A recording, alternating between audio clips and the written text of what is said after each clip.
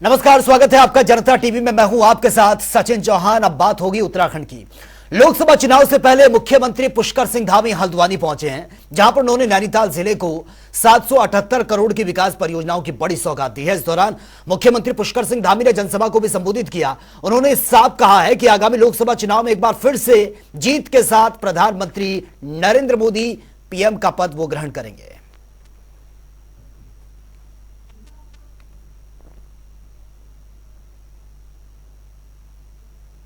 माननीय प्रधानमंत्री मोदी जी का उत्तराखंड के लोगों से जिस प्रकार से लगाव है, देवभूमि से लगाव है, यहाँ के लोगों के लिए जो काम उन्होंने अपनी सरकार में 10 सालों में किए हैं वो पहले कभी नहीं हुए और बड़ी मात्रा में 1.5 लाख करोड़ से भी ज़्यादा की धनराशि हमारे लिए स्वीकृत हुई। तो हर चुनाव में चूंकि उनको बढ़कर वोट मिलते हैं, 14 में जो वोट मिले थे उससे ज़्यादा 19 में मिले हैं, 19 में जितने मिले हैं उससे ज़्यादा 24 में मिलेंगे, क्योंकि उत्तराखंड के लोग जैसे उनको अपने जैसे वो यहाँ के लोगों को मानते हैं, यहाँ के लोग भी उनको मानते हैं। और वहीं देहरादून नगर निगम में बीजेपी विधायक महेश जीना और मुख्य नगर अधिकारी के बीच विवाद का यह मामला है। मुख्यमंत्री पुष्कर सिंह धामी ने मजिस्ट्रेट को जांच के आदेश इस पर दिए हैं और इस मामले में कैबिनेट मंत्री प्रेमचंद्र अग्रवाल ने कहा कि 15 दिन में जांच रिपोर्ट मिलने के बाद इस पर आगे की कार्रवाई की जाएगी। उन्होंने यह भी कहा कि सभी लोगों को अपने आचरण में संयम रखने की जरूरत है। वहीं कांग्रेस प्रदेश अध्यक्ष करण मेहरा ने इस मामले में कहा है कि अधिकारी और जनप्रतिनिधि को एक दूसरे का सम्मान करने की जरूरत है। चलता हूं कि जो वहां घटनाक्रम हुआ, हालांकि बहुत विस्तार से अभी मैं उसकी जानकारी नहीं ले पाया हूं, लेकिन दुखद घटना हुई है। उसको मैं दुर्भाग्यपूर्ण मानता हूं किसी भी स्तर से, किसी भी तरफ से। लेकिन माननीय मुख्यमंत्री जी ने संज्ञान लिया है और कमिश्नर को उसकी जांच के लिए नियुक्त किया है। 15 दिन में उसकी रिपोर्ट आएगी तो सच्चाई सामने आएगी। लेकिन मैं यही कहूंगा कि व्यवहार, चाहे वो प्रशासनिक अधिकारी हो चाहे वो विधायक हो, व्यवहार सबका ठीक होना चाहिए। और प्रशासनिक अधिकारी के बारे में जो विधायक जी ने कहा है वो भी संज्ञान लेने योग्य है। अगर प्रशासनिक अधिकारी ऑफिस में थे और विधायक ने उनसे फोन पर बात की तो उनको ये बताना चाहिए था मैं यहाँ हूँ और मिलना चाहिए था, ना कि उनको अपने किसी असिस्टेंट के या अपने किसी माथत के यहाँ बैठने के लिए बोला जाना। ठेकेदारों का विधायकों के संग दफ्तर में बदतमीजी करना ये भी ठीक नहीं है। प्रकरण की कुल जांच होनी चाहिए, क्योंकि जनप्रतिनिधियों से जुड़ा हुआ मुद्दा भी है और बहुत महत्वपूर्ण है। और जांच के बाद जो भी दोषी है उसके खिलाफ कार्रवाई होनी चाहिए। किसी को भी किसी के साथ अभद्रता करने की छूट नहीं होनी चाहिए। और वहीं रामनगर में अंतर्राष्ट्रीय महिला दिवस के अवसर पर महिला कांग्रेस की ओर से नारी न्याय सम्मान सम्मेलन का आयोजन किया गया, जिसमें मुख्य अतिथि के तौर पर महिला कांग्रेस की प्रदेश अध्यक्ष ज्योति रौतेला मौजूद रही हैं। और वहीं कार्यक्रम में महिलाओं को उनके हक के लिए जागरूक भी किया गया है।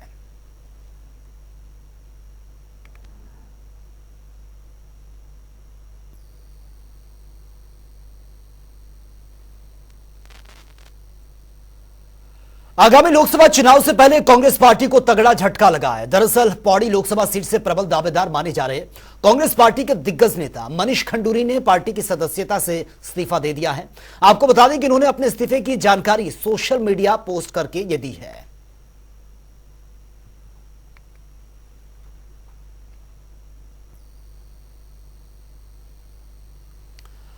और वहीं अब मनीष खंडूरी के पार्टी से इस्तीफे के बाद तमाम कांग्रेस के नेताओं के साथ साथ बीजेपी के नेताओं की ओर से भी प्रतिक्रिया आना शुरू हो चुकी है। ऐसे समय में जबकि पूरे गढ़वाल लोकसभा क्षेत्र के कार्यकर्ता और हम सब लोग मनीष खंडूरी जी को बड़ी उम्मीद की नज़रों के साथ देख रहे थे, उनका अचानक इस तरह पार्टी को अलविदा कहना मैं समझता हूं कि कहीं भी न्यायोचित नहीं है। जब पार्टी ठीक स्थिति में थी, पार्टी ने उन्हें सिर आंखों पर बिठाया। 2019 का वो मंजर मुझे याद है, उन्हें भी याद होगा कि जब राहुल जी ने मुझे बुलाकर ये कहा था कि गोदियाल जी हम आपका ध्यान रखेंगे, लेकिन अभी खंडूरी जी को, मनीष खंडूरी जी को हम टिकट देना चाहते हैं। और मैंने इतनी ही उस इलेक्शन में उनके लिए मेहनत की जितनी मेहनत की अपने लिए कोई करता है।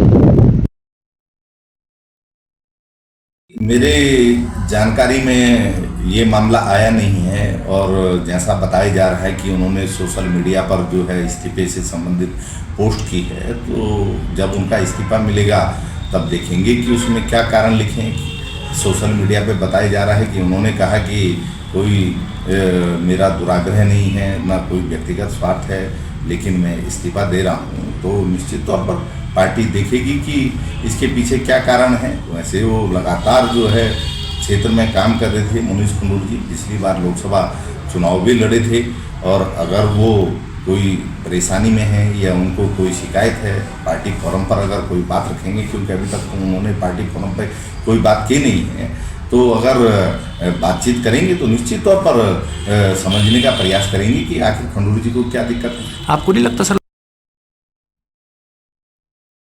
केवल मनीष खंडूरी जी नहीं, देश भर में कांग्रेस के कई दिग्गज नेता, बड़े बड़े नेता कांग्रेस पार्टी छोड़ रहे हैं, और उनको लगता है कि कांग्रेस में रह कर के उनका भविष्य सुरक्षित नहीं है।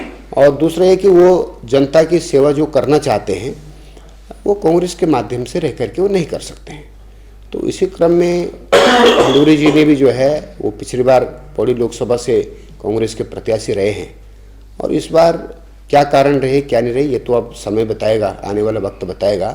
लेकिन खंडूरी जी हों या अन्य बहुत सारे लोग हों, कांग्रेस में सभी को अपना भविष्य अंधकार में लगता है, और कांग्रेस अपना जनाधार पूरी तरह से उत्तराखंड में खो चुकी है, और जनता ने उनको पूरी तरह से रिजेक्ट कर दिया है। तो सर अगर आना चाहते हैं तो क्या बीजेपी आना चाहेंगे तो विचार करेंगे। लोकसभा चुनाव में तीसरी बार जीत के इरादे को लेकर बीजेपी अपनी पूरी तैयारी में जुटी हुई है, और इसी कड़ी में बीजेपी की ओर से राज्य के सभी बूथ पर पन्ना प्रमुखों की नियुक्ति कर दी गई है। और वहीं इस पर जानकारी देते हुए प्रदेश के महामंत्री आदित्य कोठारी ने क्या कुछ कहा, वो सुन लेते हैं।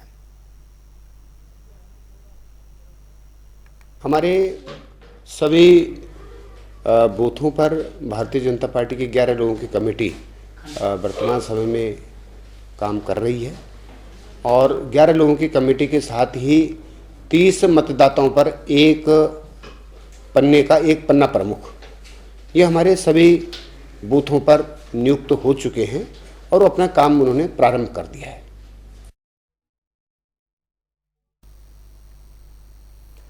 टनकपुर में बीजेपी युवा मोर्चा की ओर से युवा चौपाल कार्यक्रम का आयोजन किया गया, और इसके दौरान मुख्य वक्ता भाजपा जिला अध्यक्ष एडवोकेट गौरव ने युवाओं को संबोधित भी किया। उन्होंने कहा कि प्रधानमंत्री नरेंद्र मोदी का 10 साल का कार्यकाल स्वर्णिम काल रहा है। इस दौरान देश के हर वर्ग तक लाभ पहुंचाने का काम भी किया गया है।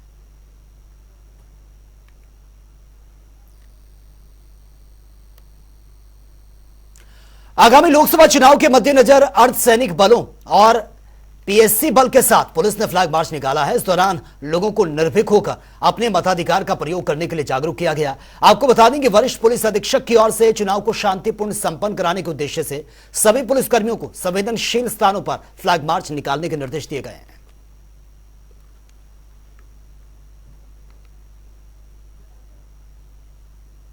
ये 3/4 की रात्रि में टाटा मोटर्स और नेक्सा का शोरूम है, जिसमें चोरी की सूचना अगले दिन प्रातः सुबह प्राप्त हुई थी, और मौके का निरीक्षण करने के उपरांत देखा कि वहाँ गार्ड तो थे, लेकिन वो गार्ड द्वारा ड्यूटी ना करते हुए बल्कि वहाँ पर सोए हुए थे।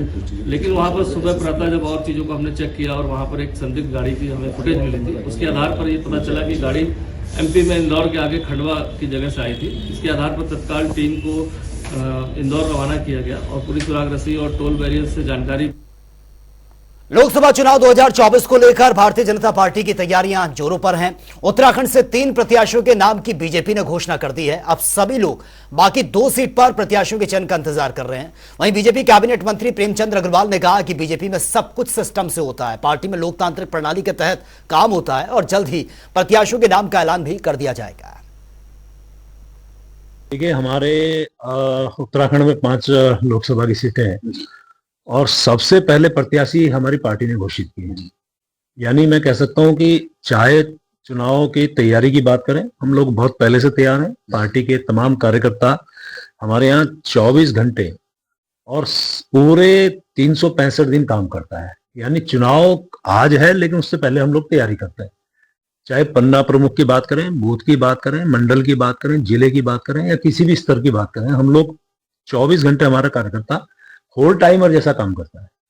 और आज मैं कह सकता हूं कि जो हमारी 2 सीटें हैं बहुत जल्द घोषित होंगी, क्योंकि आप जानते हैं कि हमारे यहाँ सिस्टम है, लोकतांत्रिक प्रक्रिया हम लोग अपनाते हैं, उसके आधार पे 8 तारीख को जो मुझे जानकारी मिली है कि 8 तारीख को सेंट्रल पार्लियामेंट्री बोर्ड की बैठक है, उसके बाद ये 2 सीटें भी घोषित होंगी। देखिए, भारतीय जनता पार्टी पूरे प्रदेश की 5 लोकसभाओं को लेकर अपनी पूरी कार्यकर्ता स्तर से लेकर के जमीनी स्तर तक की पूरी तैयारी पार्टी कर चुकी है। अभी इस समय हम लोग लोकसभा स्तर के प्रबंधन समितियों की हमारी बैठकें चल रही हैं, फिर वही विधानसभा स्तर तक जाएंगी। 3 प्रत्याशी जो है कि भारतीय जनता पार्टी ने उत्तराखंड को दिए हैं। अभी मुझे लगता है बहुत जल्दी 2 प्रत्याशियों का भी ऐलान होगा, हरिद्वार और पौड़ी सीट का। कुल मिला के हम ये कह सकते हैं कि अभी भारतीय जनता पार्टी की तैयारी जो है पूरे मैदान पर, जमीनी स्तर पर बहुत ही पुख्ता तैयारी है। और हम लोगों का लक्ष्य है कि हर बूथ और हर विधानसभा 50% से अधिक मतों से जीतें। इसमें 50% से ऊपर जीतने का पार्टी ने पूरे उत्तराखंड को टारगेट दिया कार्यकर्ताओं को, और मुझे पूरी आशा और विश्वास है। तो फिलहाल इस बुलेटिन में मेरे साथ इतना ही, लेकिन तमाम खबरों के लिए आप बने रहिए जनता टीवी के साथ। नमस्कार।